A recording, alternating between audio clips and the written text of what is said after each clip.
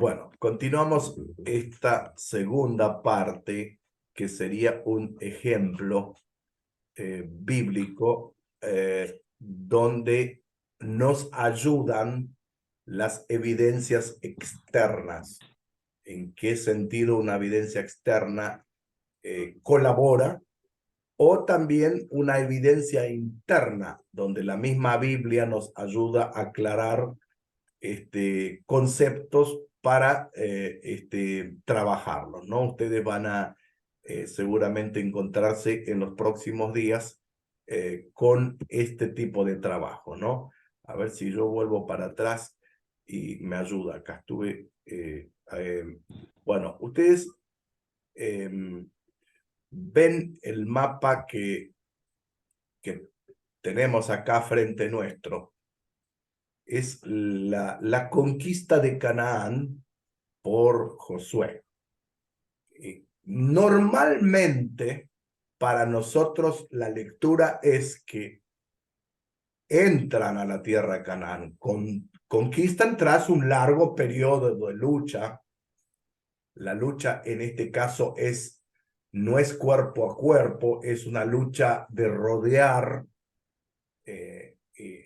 las ciudades. Y este largo periodo conoció victorias y derrotas. Esto es lo que en resumen vemos.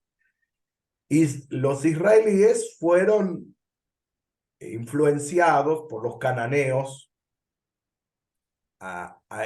Esto también produjo algunos problemas de sus creencias religiosas. Han adoptado algunas cosas no tan buenas. La primer ciudad conquistada encontramos Jericó. Acá es el cruce del Jordán, porque ellos estaban del otro lado. Hoy por hoy no es tan grande, es chiquito, medirá 30 metros, 25. Aquellos tiempos seguramente era más profunda. Bueno, pero sea cual sea el cruce, hay que saber que hubo mucha gente, hubo todo, provisiones, hijos, niños, madres, mujeres, etc. Ahora, esta parte de la conquista de Jericó es un poco espacio para la discusión. En la vera vista, la campaña es que fulminan, según Josué, de capítulo 1 hasta el 12, se fulmina Jericó y se expanden hacia las otras regiones, tales como el Valle de Mizpa y otros sectores, ¿no es cierto? Encontramos. Por otro lado, también la diferencia entre Josué 1 al 12 y Josué del capítulo 13 en adelante es la que la primera parte es que conquistaron de una. La segunda parte muestra que quedan territorios por conquistar. Y el que va a equilibrar esto va a ser Jueces. Eso es una evidencia interna. Bueno, vemos, Josué finaliza con su muerte, él mismo describe su muerte. Ustedes ya esto tienen que ver con biblistas, yo no me meto acá, pero no es mi campo. Pero Jueces comienza con la muerte de Josué. Y por eso que ayuda un poco a equilibrar este asunto, y con una evidencia interna, Jueces es el equilibrio para nosotros. Ahora, acá, como les decía, la característica topográfica y geográfica de Jericó es muy interesante. Dice Josué, el frente de la tribu de conquista de la ciudad de Jericó, y luego toda la tierra de Canaán en varias expediciones. Al final de la conquista no quedan cananeos en la tierra. salvo algunas excepciones. Ustedes vieron el caso de Rahab, la mujer que protegió a los espías y su familia. Y el asentamiento se extiende por el río Éufrates norte, se va hacia Mesopotamia, es bastante generoso. Acá entre paréntesis hago una salvedad. La tierra que Dios les promete, algo dicho ayer, es una tierra muy amplia, llegado hasta Mesopotamia y parte de los hititas. Ahora, según lo narrativo, ustedes pueden encontrar todo lo que es en rosa en este mapa. Josué conquista todo, ¿no? Rápidamente. Ahora, la segunda parte, ustedes ven que solo las zonas montañosas son conquistadas. El asentamiento israelita no conquista los valles. Jueces va a ser similar a la de segunda parte de Josué, donde los israelitas consiguen controlar todas las zonas montañosas y a veces que los cananeos continúan peleando, controlando los valles. Describe luchas y arduos trabajos, victorias y fracasos, ¿no? Ahora, los límites de la tierra, acá podemos encontrar que según Josué vamos a encontrar una parte que llega hasta acá y esto queda todavía según números 13, encontramos la primer parte de Josué. Josué 1 dice su territorio, el versículo 4, su territorio se extenderá desde el desierto hasta el Líbano y desde el gran Éufrates hasta la tierra de los hititas y hasta el mar Mediterráneo que se encuentra al oeste. Esta es la versión de Josué. Josué 10 muestra que ellos no están tomando toda la tierra, sino que consiguen partes de las montañas, el Negev, que es muy importante, el Shefelá y las cuestas. Josué 11, que también encontramos la región montañosa y su valle está conquistado. Y después el 13 nos muestra que hay, y números también vamos a encontrar regiones todavía no conquistadas. Hay límites en este caso. Y bueno, y acá quedan tierras sin conquistar. Comienza claro, la tierra sin conquistar incluye los filisteos, incluye los egipcios y otras provincias.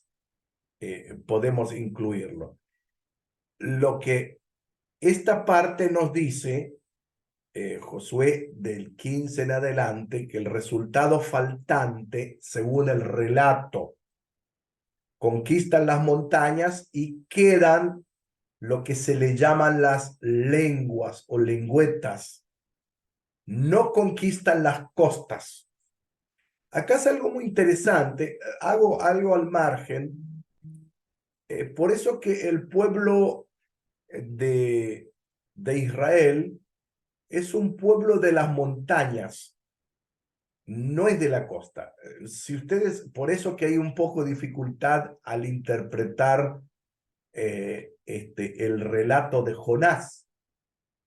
El relato de Jonás, un pez se lo tragó, nada más. Ese es el relato, el escrito de los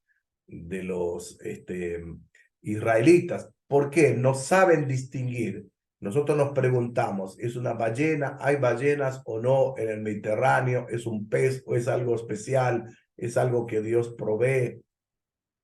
Ahora, es muy distinto, eso le hago solo al margen, es muy distinto que los israelitas tienen nombres para otras cosas que van por declinación. En caso, las ovejas. Para un israelita, la oveja puede tener 200 nombres distintos, 250. La oveja perniquebrada, la oveja parda, la oveja rayada, etcétera, etcétera. Son especialistas, en este caso, nos ayuda un poquito el panorama, nos brinda que es lógico que los israelitas son nómades y son de montaña. Ahora, los minimalistas, ustedes ya saben lo que significa, los minimalistas van más lejos. Hay escuelas de interpretaciones que van hasta el fondo, bueno, que no apto para Petronila porque lo va a correr a todos. Los Profesor. Sí, no, es un chiste, es un chiste, es un chiste, es un chiste.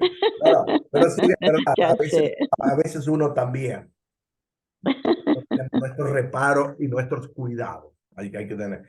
Los minimalistas llegan a hablar de ficción, es decir, que ficción total, es decir, que lo trasladan a una cuestión de el exilio. Es decir, eh, ficción total. Josué y las conquistas fueron inventados en el siglo VII por los escribas del rey Josías. Y el trasfondo histórico es otra cosa. Y aún más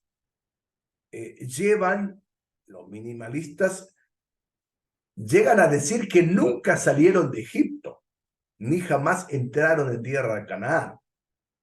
Entonces, la mayoría provienen de nómades cananeos, por su condición de nómades, no han dejado atrás, decir, restos arqueológicos. Ahora, estos son escuelas muy minimalistas. Ahora, ¿por qué no hay restos arqueológicos? Primero que no es necesario, son muy pocos años que transcurren y en el caso de hoy que hablan, vamos a hablar un poquito de algunas evidencias externas de Egipto, hablan del pueblo, del pueblo hebreo. Y las primeras escrituras que aparecen, que lo vamos a ver, que son, aparece la SHI, las palabras Sashu, tiene que ser Yahvé. Ahora, nosotros somos casi más maximalistas, donde la primera parte del libro de Josué evidentemente ha sido elaborada y contiene datos que son insostenibles. Puede ser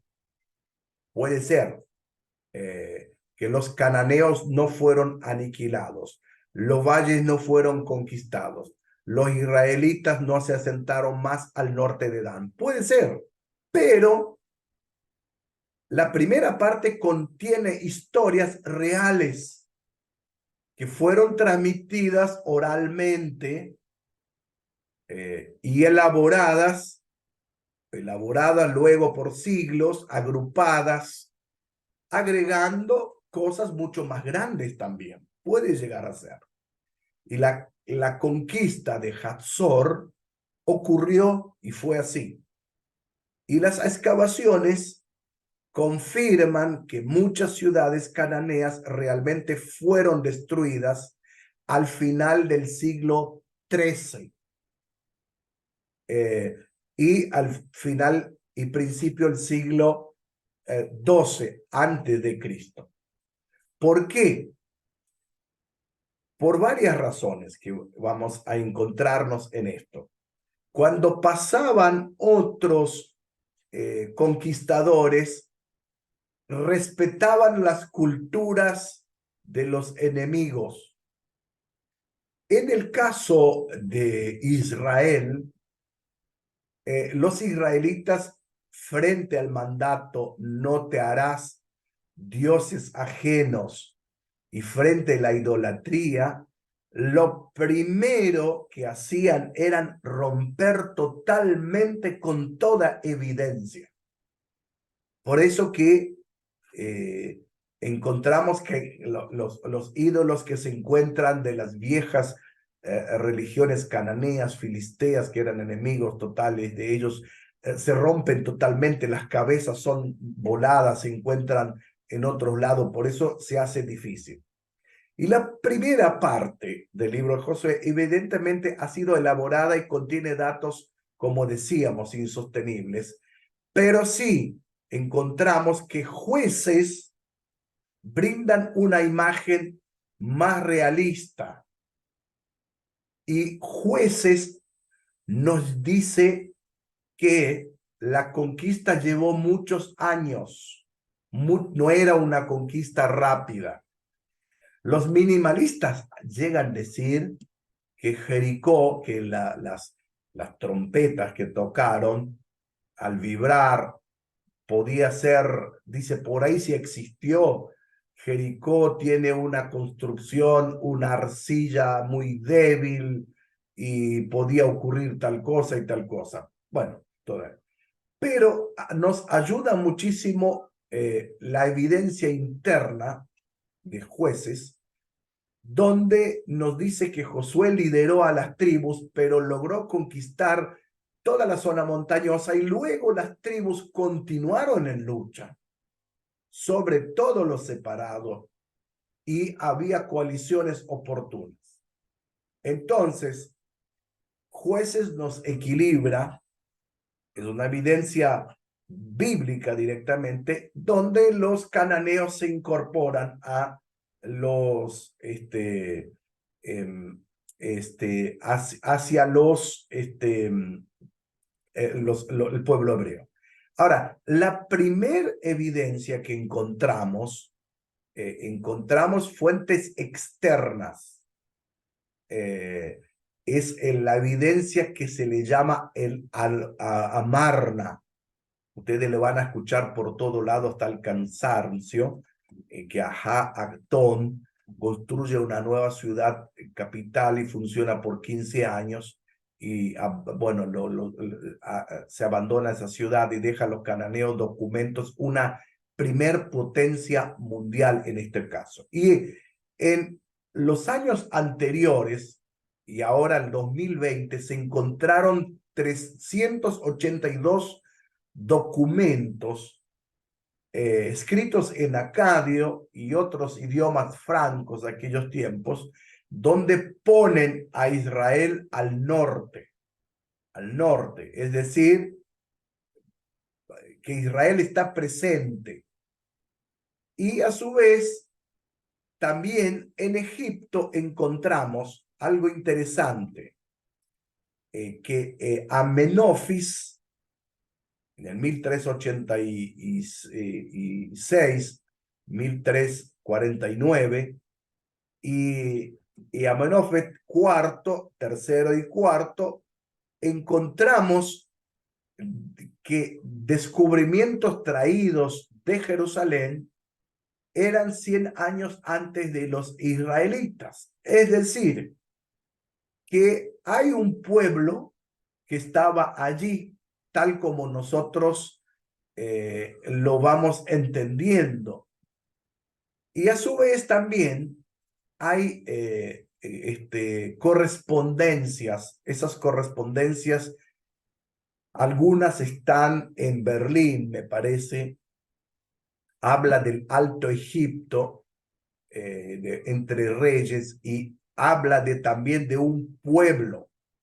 Y uno de los faraones, que para nosotros es faraón, gobernador de la ciudad del norte, hablan de presencia de nómades israelíes para este tiempo que estamos citando allí. Ahora, el dominio de Egipto llegaba hasta el Éufrates, hasta arriba. Lo único, encontramos algo muy interesante, que Egipto dominaba, le pedía tributos, pero para el tiempo de la conquista, a ver si encontramos acá algo muy interesante.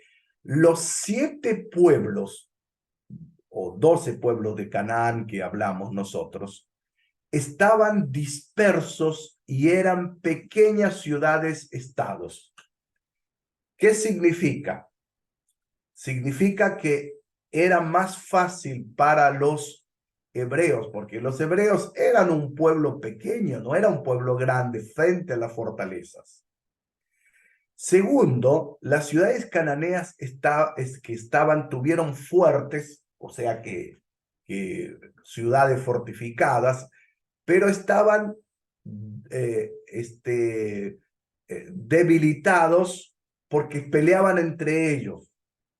Porque si bien Egipto no dominaba a ellos, nunca fue propietario de ellos. Y hay cartas encontradas hoy de estos siglos que los reyes o los gobernantes de esas regiones se quejan de los egipcios, que los egipcios cobran tributos, pero no le están ayudando. ¿Cuál es el problema más grande? El problema más grande es que Egipto también está en crisis. Faraón ya termina su tiempo y de alguna manera Egipto puede hacer poco y nada por Canaán. Y también tiene internamente a un pueblo nómade que se quiere salir. Esto va de la mano de la versión bíblica y corrige a lo que los críticos quieren decir.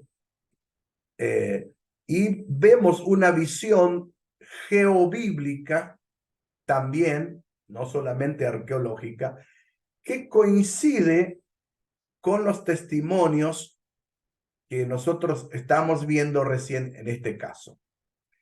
La franja blanca que ustedes ven, la lengua que dicen así, Jerusalén todavía ni está en ese tiempo. Es una pequeña ciudad-estado de los cananeos, muy difícil para conquistarla. Fue la más difícil para conquistarla.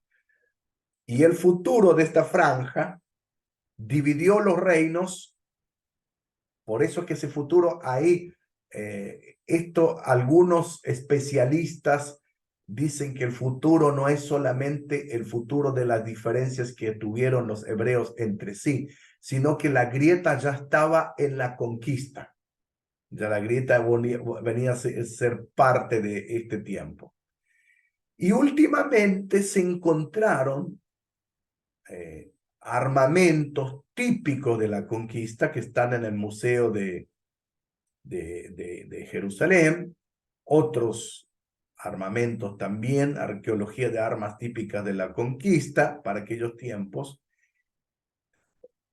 y encontramos algo que favoreció a la conquista de Jerusalén. ¿Cuál es? Hay una fuente que hoy ya no es tan vista, pero a veces ocurre, que hay un fuente del famoso río Gihón que abastecía al pueblo en este tiempo, y hay tiempos donde se inundaba este tiempo. Esto posiblemente ayudaba a conquistar a Jerusalén en este caso, ¿no? Y bueno, hay testigos de ciudades cananeas que fueron conquistadas y favorece el relato bíblico. Uno de ellos es el testigo mismo del texto bíblico.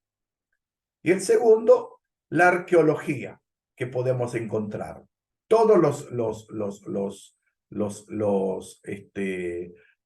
arqueólogos coinciden y ayudan mucho para aquellos tiempos, la Edad Media cananea, época cananea tardía, época israelita del asentamiento, que las ciudades cananeas de la época del Bronce Medio hay un auge de construcción de fortificaciones, hay auge de riqueza y poderío económico militar, y también las ciudades cananeas de la época del Bronce Tardío hay un uso de fortificaciones heredadas, es decir, que Israel no solamente usurpa y gana, sino que usurpa y tiene las fortificaciones para sí mismo. Entonces, y hay una decadencia del pueblo de aquel tiempo.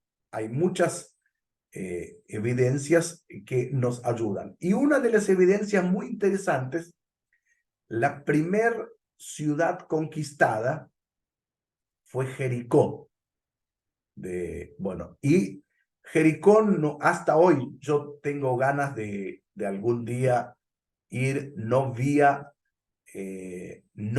Israel, porque cuando te llevan los tours de hoy de Israel, te llevan directamente a Jericó, pero te muestran esto, Jericó, ya está. Quiero ver cómo puedo un día llegar a subir las excavaciones de Jericó y Jericó, encontrar cómo fueron estas murallas, no solamente una muralla, fue una, después otra encima y después otra encima. Es como 3 escalones distintos. Entonces, las evidencias pronuncian y ayudan que cuando saques la primera, la segunda y tercera se viene por sí mismo abajo. Entonces, por eso el relato bíblico de Jericó, que es la primera ciudad conquistada, y al son de las trompetas, hay mucho de intervención divina ahí. No está tanto para el espacio de los grandes críticos y de devolverle el sentido más débil de la conquista. Sigamos un poco más.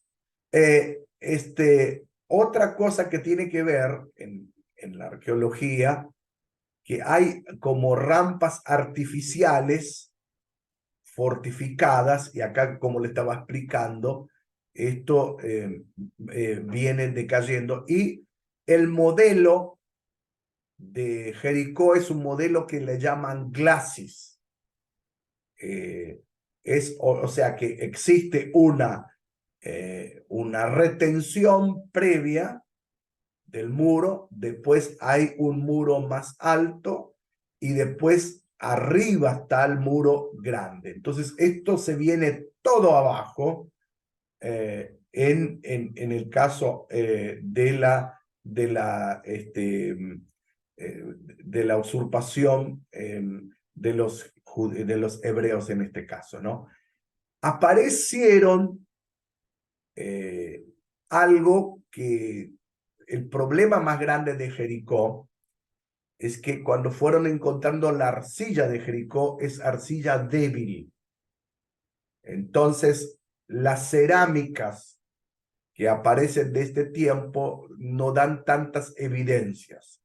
Lo que sí aparecen algunas evidencias de máquinas de sitio provenientes de Mesopotamia para este tiempo. Acá en la foto hay que interpretarla y mostrar la máquina de sitios son los arcos que van a tener, o los arcos de bronce van a tener. Es decir que Israel milagrosamente es conquistador, porque no solamente conquista los lugares con la fuerza de Dios, también va usurpando y va quedando con armamentos provistos de aquel tiempo, ¿no?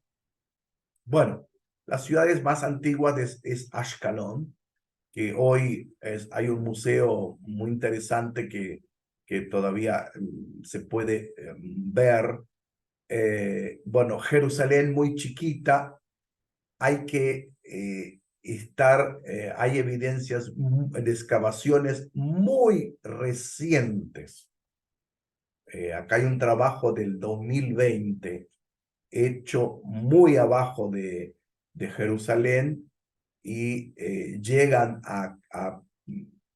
es lo que en arqueología se le llama probático de este tiempo, ¿no? Bueno, las ciudades primeras o las más altas es la ciudad de Dan, donde vemos hoy el río mayor afluente al río Jordán, es el río Dan. Espero encontrar, este es lo que quería encontrar. Este portón lo hemos visto ayer, pero es el portón que está más al norte de todo, lo que le llaman hoy cerca más arriba de la Alta Galilea, ya cerca del Líbano. Y esta es la parte más vieja, muy bien cuidada porque es débil para mantener el tiempo y es un yacimiento arqueológico. En arqueología se llaman yacimientos abiertos y yacimientos cerrados. Cerrados son los que no se ven, hay que excavar. Caso de Jerusalén, que hay que excavar. Los abiertos, los que están a ras de tierra. Lo que tiene de valioso todo el territorio de Israel es que tiene muchos yacimientos, y están todos juntos, cerca uno de otros. Otros lugares, si queremos recorrer los viajes de Pablo, es distinto. Hay que ir 1700, 1800 kilómetros para ver dos pedazos de piedras. Sí, Profesor, sí, lo llamativo de eso, hoy que usted mostró esa corriente del Jordán, es que desde los altos del Golán el agua es diferente hasta la entrada al mar de Galilea. El agua es diferente hasta ahí. Después entra al mar de Galilea y sale 300 veces más salado el agua, que ahí ya se transforma en agua verde y insalubre ya, desde el mar de Galilea hasta el mar Muerto, hay casi 300, 200 y pico de kilómetros de un río tan angostito de 30 a 27 metros de ancho y no más de 2 metros o 3 metros de hondo. O sea, es un río que prácticamente no tiene atractivo turístico, ¿no? Desde el mar de Galilea hacia el mar Muerto. claro. Bueno, el primer afluente más importante son los altos del Golán, que son los deshielos. Ahí enseguida en la parte de Galilea, el río es ancho y grande y profundo, hay peces, pero a medida que va bajando, se pone salitroso. Y cuando ya entra en el mar Muerto, es 10 veces más que la sal, ahí flotás. Ni es agua, parece es un aceite en este caso. Bueno, el yacimiento, Israel es una zona de yacimientos abiertos y excavaciones y cada vez hay más pruebas. Una vez pregunté a un amigo que vive ahí, digo, me asombra que cada vez que veo me confunde más porque las evidencias son tan grandes y dije, es imposible conocer toda. Y él me dice, yo nací y crecí acá y no conozco ni el 20% de cosas que hay y que siguen abriéndose. Probablemente se está por abrir al público la ciudad de David, que ahí encontraron excavaciones recientes y se trabaja mucho. Bueno, esperemos que pronto sea la contribución mayor. Pero bueno, la región de Galilea y el mismo Jordán no es tan alterado. Lo único que el Jordán sí el agua es muy utilizada por Israel y por Jordania también. En Jordania solamente están medidas el agua, se puede utilizar 2,5 litros de agua por día para bañarse, asearse, comer y todo. Y a esto hay que atender los 2 millones de exiliados y refugiados sirios. Por eso que en ese lugar es tan difícil. Se venden los famosos jabón para poder sacar el olor de la piel. Israel es el único país del mundo que desaliniza o desaliniza el agua del mar por esa necesidad. Por esa necesidad de agua que se consume, ¿no? Bueno, le quería dejar demasiado la parte de Dan para que ustedes vean que es una de las evidencias más grandes que hay de la conquista, ¿no? Bueno, acá encontramos también otro lugar muy importante para nosotros, es Hastor o Hazor, que ha sido también la ciudad más importante para los cananeos.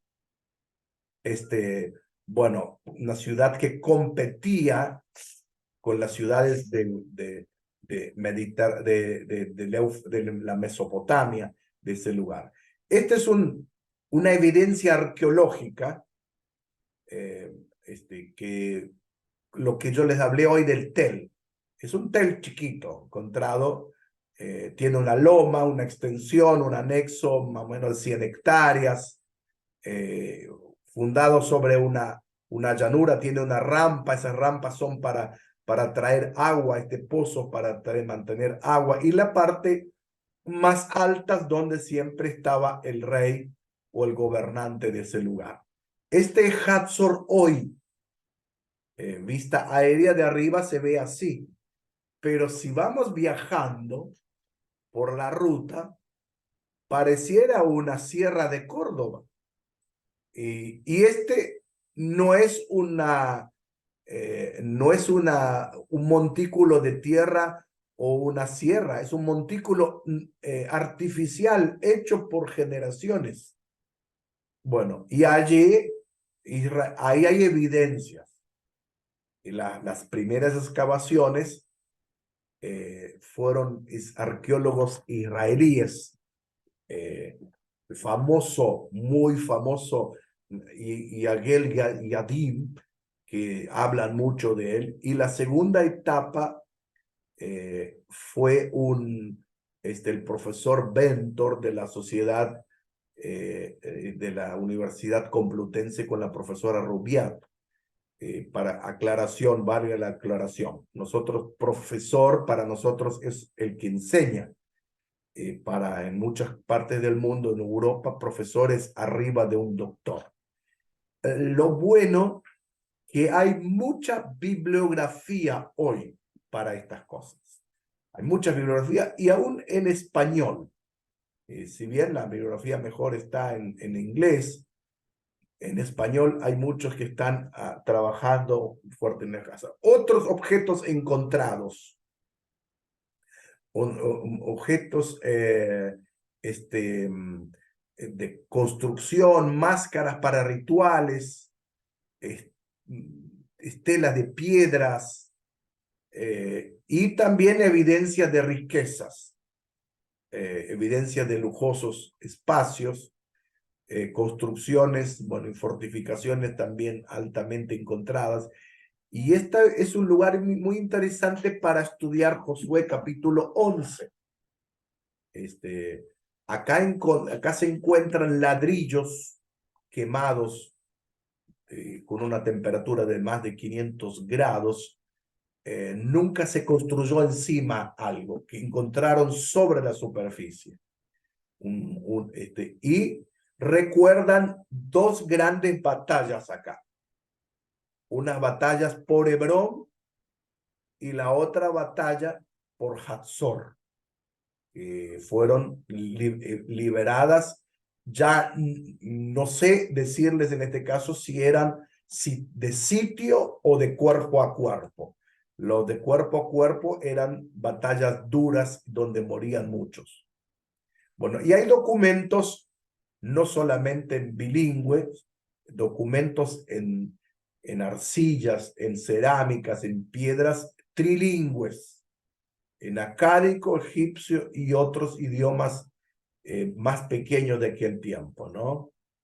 Bueno, hoy más o menos la foto de la conservación de esos lugares. Eso es lo que tiene de bueno Israel. Israel invierte mucho, es la industria que tiene también. Invierte mucho en esos museos. Y acá encontramos las evidencias de las más grandes y bueno, vistos por Yadin, ven arriba con el sombrero, pero nada más y nada menos que Ben Gurión, el que diseñó el Israel de hoy, mirando esto que fue destruido en el año 1200. Las críticas son que los israelíes no hacían vasijas, pero sí encontramos que muchas veces usaron vasijas de otros lugares, de los cananitas y otros casos. Lo que sí podemos encontrar respecto a donde pasó Israel y donde la datación fue para las fechas de aquel tiempo, donde las excavaciones y donde los objetos fueron ultrajados, dañados, destruidos, es porque los israelíes estuvieran ahí. Ellos rompían porque ellos mezclaban la cultura y la religión, para ellos era un todo y no soportaban nada que sea politeísta. Bueno, hay investigaciones, si ustedes preguntan si hay, si se puede concretar algo, porque eso es lo que más comúnmente se preguntan en las iglesias, de los predicadores, en cuanto al relato bíblico de Josué 10, el tema de Gabaón. En la filología nos da algo más complejo un poquito, pero en astronomía hay hechos milagrosos. Bueno, hasta ustedes pueden leer, por ejemplo, Josué 10, dice entonces, Josué habló al Señor el día que el Señor entregó al amorreo delante de los hijos de Israel y dijo en presencia de los israelitas, Sol, detente en Gabaón y tú, luna, en el valle de Ajalón. Y el sol se detuvo y la luna se paró hasta que el pueblo se hubo vengado de los enemigos. Bueno, un gran tema y gran tema de debate acá. Hay respuestas científicas.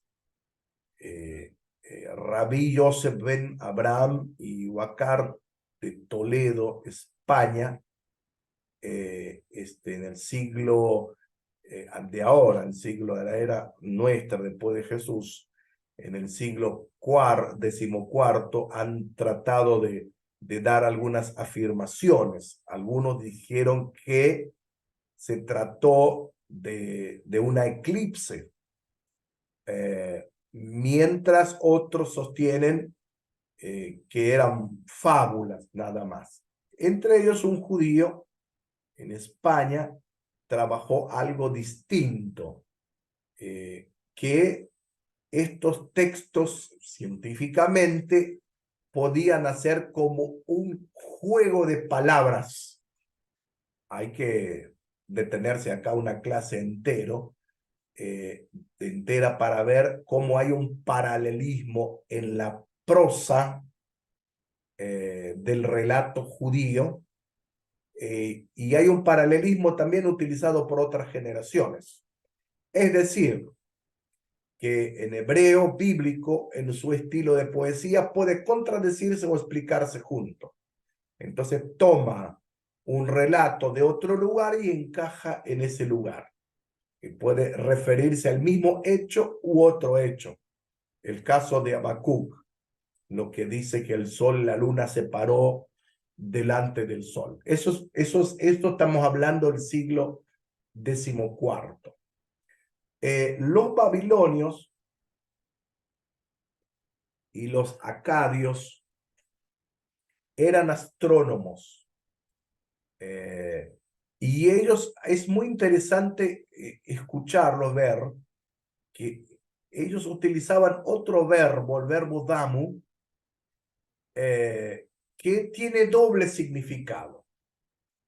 Es donde un astro entra en frente de otro y puede ser tres tipos de eclipses: total, parcial o anular. Anular es cuando hay un anillo. Y la antigüedad se expresaba como desaparición total, siempre la total, y esto se aplica a la Biblia, un eclipse anular, según ese reflejo. Últimamente yo traté de entrar y todo al sitio de la NASA. Hay algo que puede llegar a decir. La NASA puede corroborar para atrás todo lo que nosotros queremos o más allá de lo que entendemos. Hay, bueno, una manera muy pragmática, es un elemento que van a escuchar hablar muchas veces, que hubo un eclipse anular en el año alrededor, fechas de calendarios universales, en octubre de 1207 antes de Cristo. Ahí está, algunas, a veces permite, otras veces no permite entrar en este lugar. Hay otra mirada del testimonio ya casi de egipcio. Mermectá, que gobernó en ese tiempo, dio testimonio también que ocurrió algo. El famoso Tel Gabaón hoy es acá. Encontramos en acá donde fue la lucha, donde Josué clama por este tema, ¿no? Hay estudios hechos bastante profundos. Salió en una revista hace poco tiempo de BBC Mundo que un evento ocurrió hace 3224 años y el físico de la Universidad de Cambridge y astrofísico James Wellington partieron de un pasaje bíblico del Antiguo Testamento. Y se trata de un eclipse solar anular, es bastante fuerte, que tuvo lugar en la fecha que dimos.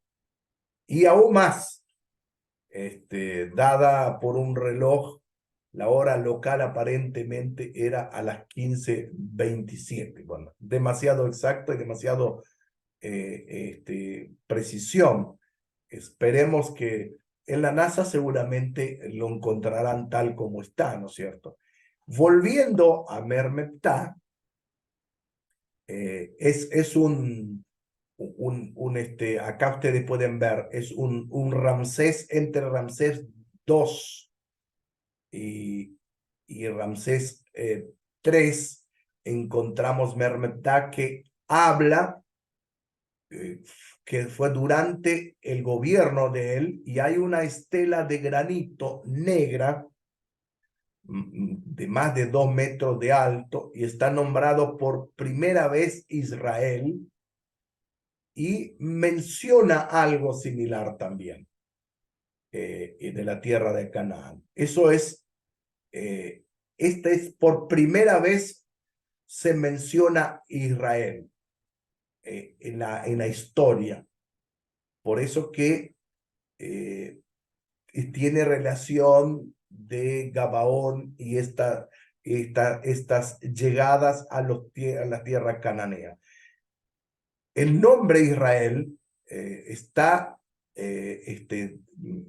tomado por un sistema de una estela de Mermatá, es muy difícil de entender, y acá dice el nombre Israel escrito y en las hierografías aparecen en la estela en 27, en la línea 27, y es bastante amplio. Y lo interesante que dice su semilla no aparece. Entonces, la transliteración de esto va a ser muy compleja. Entonces, no se sabe si son sus enemigos o a qué se refieren. Lo que sí van a encontrar, o se sugiere más que nada, las evidencias más que nada, es que en ese tiempo, miren cómo trabajan el texto.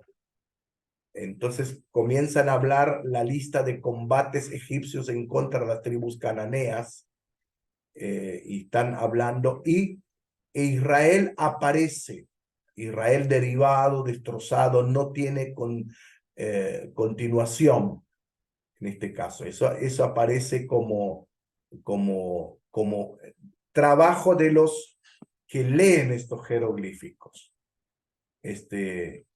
Bueno, después el caso de Jericó también. Jericó es un tel y, como hemos visto, es la llave donde entran a tierra prometida por este caso, ¿no?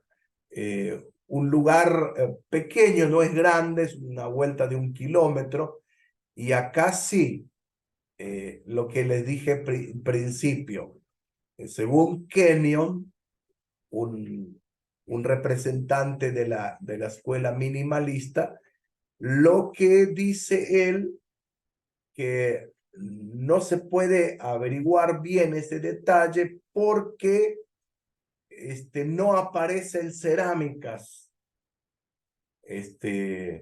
Entonces, se preguntan cómo puede ser. Entonces, lo que sí se encontró y se solucionó un poco, o dejaron la posibilidad de abierta, que la arcilla de este lugar es una arcilla débil y con el tiempo va desapareciendo. Pero en las alturas, acá arriba, encontraron arcillas y escritas o cosas del siglo XIII. Si bien es muy conjetural, hay posibilidades de vestigios de Israel o de la tierra de aquel tiempo, ¿no? Lo que sí se encontró por la zona Jericó y abajo Beersheba, muchos yacimientos encontrados de planos de casas. También otro ejemplo, Samaria. Estos son los ejemplos que encontraron. Casas que no son del tiempo del Nuevo Testamento. Nosotros cuando van a Capernaum van a encontrar infinidades de ejemplos y le van mostrando qué años fueron estos tiempos. Hay una casa probática de Pedro, etcétera, etcétera. Pero en Samaria se encontraron ejemplos de aquel tiempo, de la toma de Jericó, de la conquista, y encontraron modelos típica época de hierro, tiempo de Judá en ese tiempo, y encontramos que en tiempo ya de los dos reinos, antes ya después de haber conquistado, ya el reino se divide. Una casa de aquel tiempo, el 99% de casas eran hechas así. Una casa hecha de barro, adobe. Arriba estaba el dormitorio abajo lugar de trabajo y de un lado también el criadero de animales. También esto es un dato fuerte. Otros datos también acá. La cerámica es un tema de alta discusión. Entonces dicen que los minimalistas critican a los israelitas, que los israelitas no fabricaron la cerámica. Entonces, la tesis es que ellos no saben hacer cerámica, pero probablemente que han utilizado la cerámica de los otros, ¿no? Bueno, hay seguimos hablando de la segunda parte de Josué y Jueces. Hay muchos mapas. Una pregunta. Y espera que voy a parar esto así vos podés hablar bien. Espera un cachitito. Hay muchas evidencias hoy de coincidencias bíblicas. No significa que sean exactos. Tengan cuidado que la Biblia no es un libro de geografía. La Biblia escribe un relato, un propósito. Ahora, si nosotros queremos encajar todo, seguro que vamos a chocar con esta gente. Sí, Gualberto. Esas personas que dicen que los israelitas o los del pueblo de Dios, o sea, no fabricaban vasijas. ¿Dónde queda entonces la visita de Jeremías a la casa del alfarero, por ejemplo? Claro. Y Bueno, cuando Jesús multiplica, perdón, convierte, o sea, cuando en la boda de Caná se termina el vino de esa boda, dice que le traían las vasijas para que sean llenadas de agua y de agua. Entonces, esa vasija, ¿qué origen también tendría? Por eso me llamó la atención, ¿no? sí. Haciendo oído a su enseñanza, pero también que hay muchos cuadros en la escritura donde habla de, de, de una vasija, de una tinaja, Entonces, ahí Bueno, para tu respuesta, la Biblia es un libro teológico. Partamos de ahí. Los arqueólogos tienen esas perspectivas. A veces los nuestros mismos estudiosos de la Biblia se ponen muy intensos, entonces van buscando las cosas y entonces van achicando y hasta achican nuestra Biblia. Esto porque no escribió fulano, de Mengano, y eso crea crisis a veces entre los estudiantes. Ahora, los arqueólogos o los especialistas en esto, cuando descubren algo y coincide, no muchos dan a conocer, ahora sí están dando a conocer más cuando de hebreos se trata, porque ellos quieren que todo esto coincida. Pero a veces cuando necesitas una idea teológica para resolver esto, ¿qué hacen los científicos? Abandonan, se van, lo dejan. Eso ocurre, es muy común. O si no, tratan de recortarlo y decir, pero es como el filósofo. Vos decís, este vaso es de vidrio, pero te va a decir, sí, pero primero fue de arena. Bueno, está bien, fue de arena, pero es vidrio. Entonces, estas cosas ocurren generalmente. Hay libros que ustedes van a enseñar, hay libros que a ustedes le van a preguntar, por eso ustedes tienen que mirar de dónde proviene, cuál es la editorial, cuál es la idea, condice o no estelas, por ejemplo, o dichos, se vieron dichos bíblicos que fueron, que hablaron de, los persas hablaron de esto, los egipcios hablaron de esto. Estamos encontrando que en la Biblia hay 2 o 3 lugares que dice esto, y estamos hablando de muchas culturas que hablan de esto. Entonces, esto significa que tiene peso o es un texto autoritativo, que tiene autoridad. Es muy interesante, muy interesante. En el Antiguo Testamento está muy resuelto eso, en el Nuevo Testamento está quizás menos porque es más nuevo para estas cosas, ¿no? Bueno, ¿alguna pregunta hasta acá? Porque le estoy tirando muchas cosas que tendríamos que quedarnos detenidos, pero quizás hay una pregunta acá que podamos ir despejando. Bueno, vamos por un poquito más de esto y terminamos para después ver algo más rápido de la aparición de la arqueología y para qué sirve todo esto hoy. A ver, vamos a pasarlo esto más rápido acá. Bueno, las cosas que se encontraron en la región, no se detectaron estatuillas dedicadas a dioses. Claro, cortaron la cabeza por todo lado. Se observaron restos orgánicos de huesos de animales que estaban de acuerdo con la Torá. No había huesos, por ejemplo, de cerdos. No había huesos de animales prohibidos, y esto muestra con el carbono 14, es una manera vieja de comprobar ya.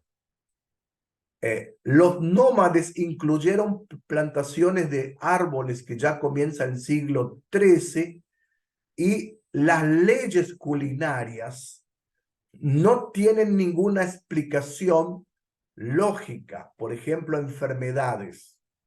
Son leyes religiosas.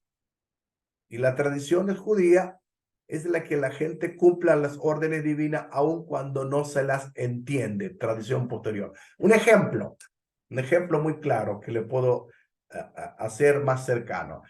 En el momento de la peste bubónica del año 1347 al 1453, y después se propagó en toda Europa por mucho tiempo más, la gente que no moría eran los judíos. ¿Por qué? Porque ellos practicaban leyes que no eran lógicas. Se lavaban las manos, aislaban al que se enfermaba, y los europeos, ¿qué hacían? Primero que decían que los dioses estaban enojados y ellos se comportaban mal, y por eso que hay que peregrinar y hay que ir a hacer peregrinaciones y besar las estatuillas y los ídolos. Claro, la gente iba, tocaba eso y se enfermaba. ¿Se entiende? Entonces, por eso que, bueno, y después los europeos se enojaban con los judíos y decían, ellos tienen la culpa, porque ellos no mueren. Claro, ellos hacían cosas muy sencillas como esa, la última parte. Son leyes que no están en ningún lado comprobadas, porque no hay como... Pero ellos cuidaban mucho la higiene personal y del pueblo, ¿no es cierto? Obvio, obvio, obvio. Por Y, eso no se enfermaban. no, claro.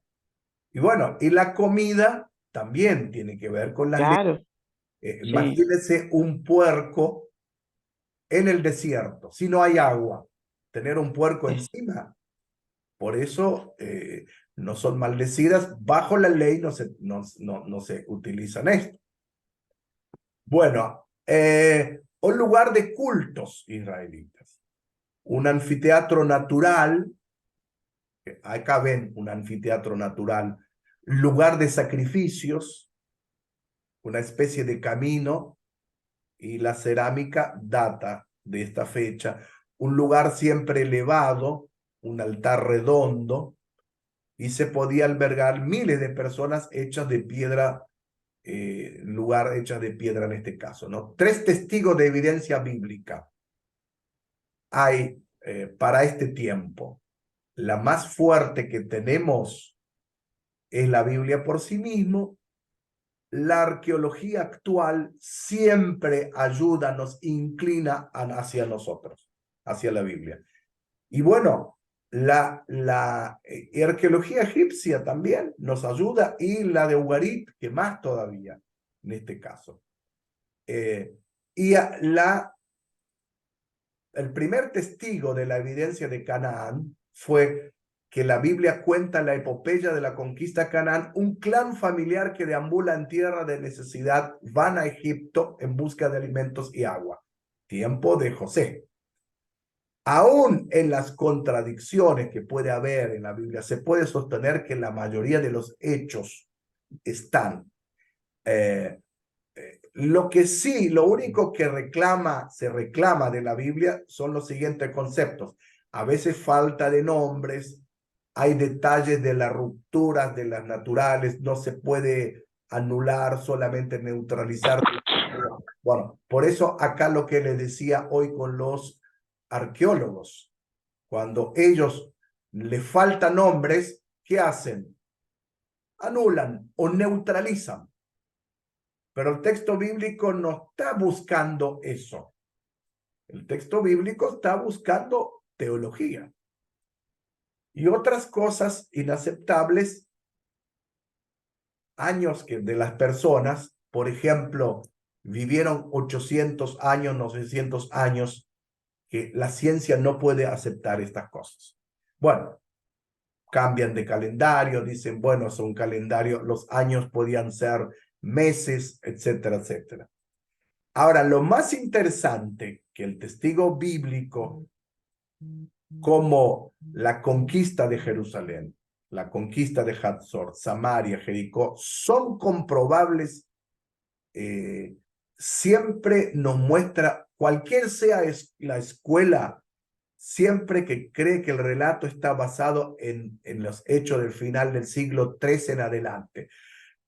Todo está comprobado que el siglo XIII en adelante empieza una historia de Israel en la conquista. Comienzan las tribus formarse. Eso tenemos como ejemplo. Lo tomé un ejemplo solo. Imagínense, trabajamos más de 1 hora rápidamente para tomar estas evidencias. Imagínense cuántas cosas se pueden trabajar. Hoy se toma un texto, por ejemplo, hay otros textos donde fueron escritos, el caso de los salmos, si el Salmo 129 y 130 son una pieza o no. Y hay tesis doctorales y hay evidencias que dicen y condicen en forma filológica, en forma teológica, arqueológica, lo que quieras datarlo, ¿cierto? No queremos convertirnos en maximalistas y decir, está todo bien, todo nosotros queremos, etc. Ni tampoco someter la Biblia a discusiones que no tienen espacio para eso. O decir, querer en la arqueología o querer someter geográficamente, etcétera, etcétera. La Biblia tiene un propósito y hay que mantener ese propósito siempre en claro. No necesariamente la geografía puede estar y puede no estar, pero lo más importante es que el propósito de la Biblia está allí. Ese es el proyecto de la Biblia. Bien, pregunta si es que hay.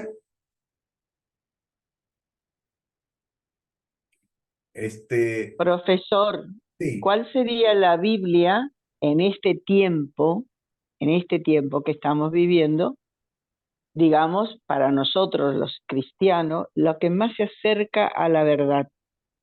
porque como tan tergiversado está nuestra pobre Reina Valera, que yo estoy tan acostumbrada, y que es fácil para mí interpretarla, pero tanta información, tantas cosas que vienen ahora y que están cambiando, ¿cuál sería la Biblia más cercana a lo que, a la traducción no es para nosotros, a la verdad?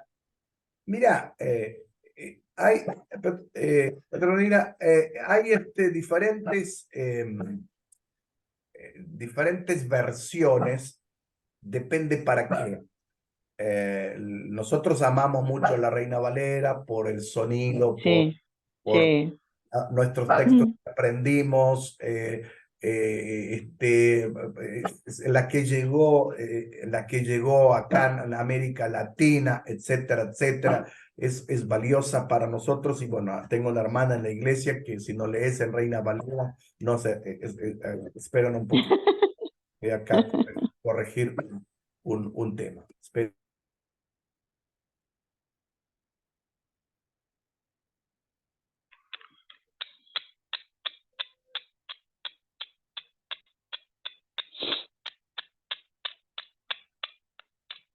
Bueno, hubo una interrupción que llegó mi hijo y estaba haciendo ruido. Bien, lo que está diciendo es muy interesante. Este, todas las Biblias traducidas, por eso se le dice que la Biblia es un texto secundario para la universidad. No, Ah, mira. no se enojen cuando los científicos en la universidad le dicen que es un texto secundario. ¿Por qué es un texto secundario? Porque fue traducido.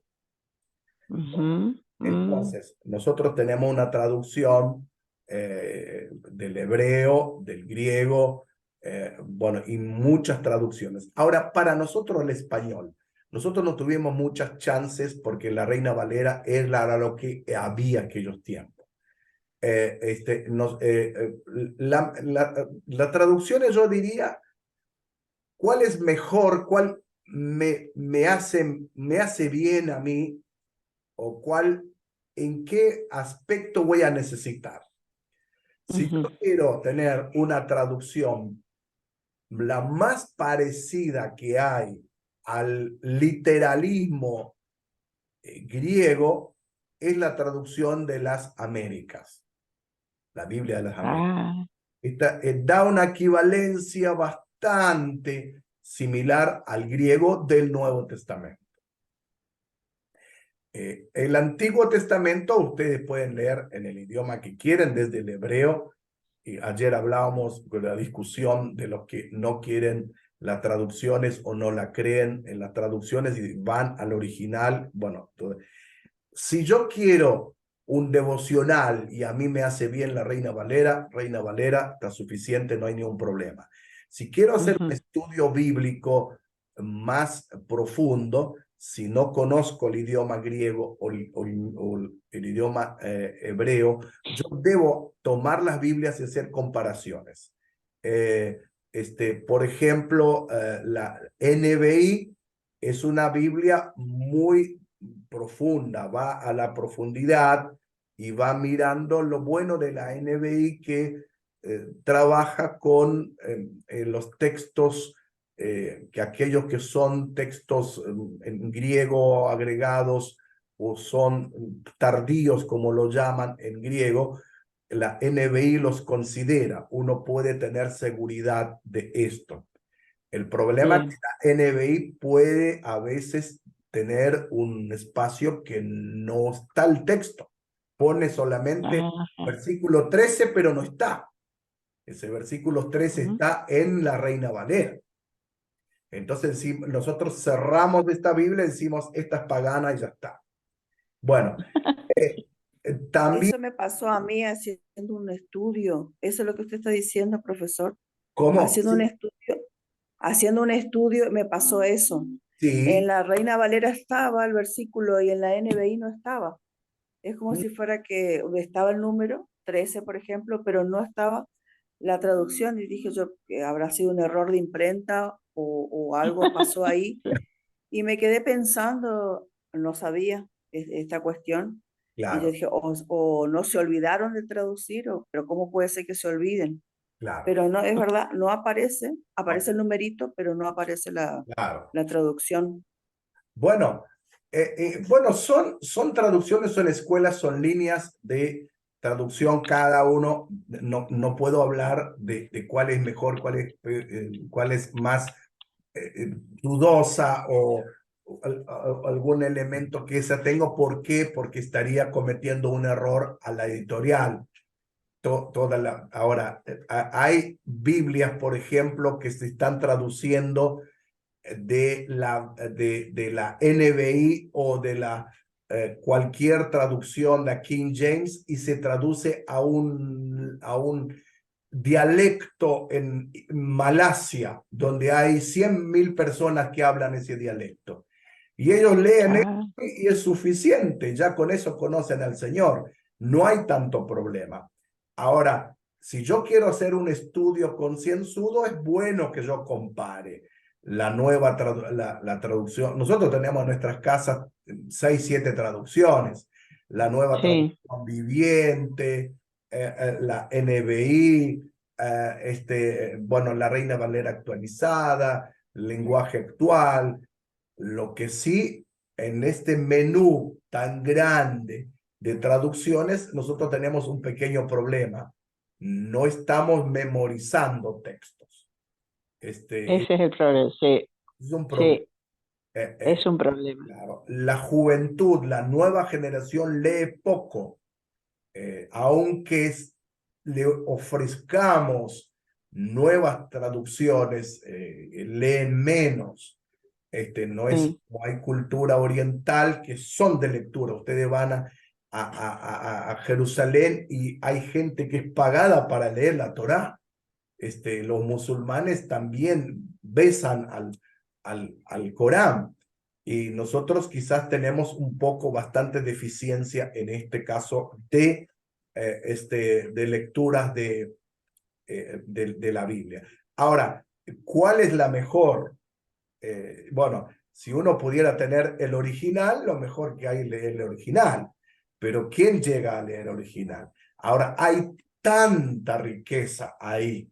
Cuando uno lee el original, uno dice, de cada palabra armas un mensaje. Entonces, mm, esta es la mejor. Ahora, la mejor de la mejor es la palabra de Dios que nos llega a nuestro corazón. Entonces, ahora, para predicar yo tengo que buscar primero, si hago un estudio bíblico, tengo que utilizar muchas versiones y bueno, si en caso que me encuentro con un pantano, busco un comentario de alguien que viene de buena mano, de gente reconocida. Si voy en tema arqueológico, si veo el nombre de Roland de Vaux, genial. Veo Martínez, genial. Entonces hay siempre comentaristas. Uno lee en comentario de textos bíblicos. F.F. Bruce dice eso, bárbaro. Entonces, porque son textos que hay gente que han trabajado muy bien. ¿Cuál es una versión buena? Todos son buenas. Una de ellas yo no iba a leer. Y después después le digo a ustedes para que ustedes